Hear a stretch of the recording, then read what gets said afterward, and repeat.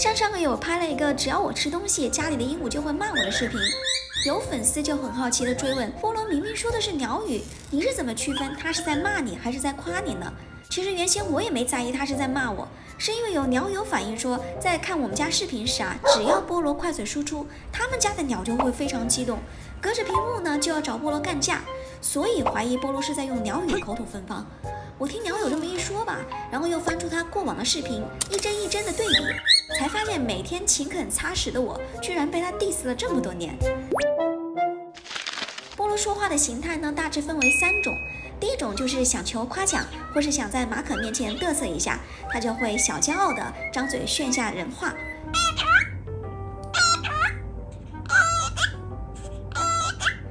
第二种就是遇见新奇且他很中意的物品时，他就会变身小夹子音，礼貌且懂事的说着拉长调调的鸟语。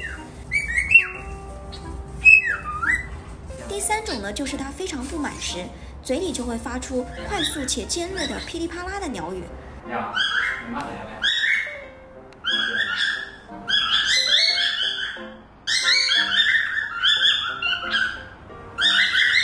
所以咱们综上所述，根据他的语速、音调、神态及肢体动作，就可以判定吃东西那期视频啊，他100%是在骂人。哼，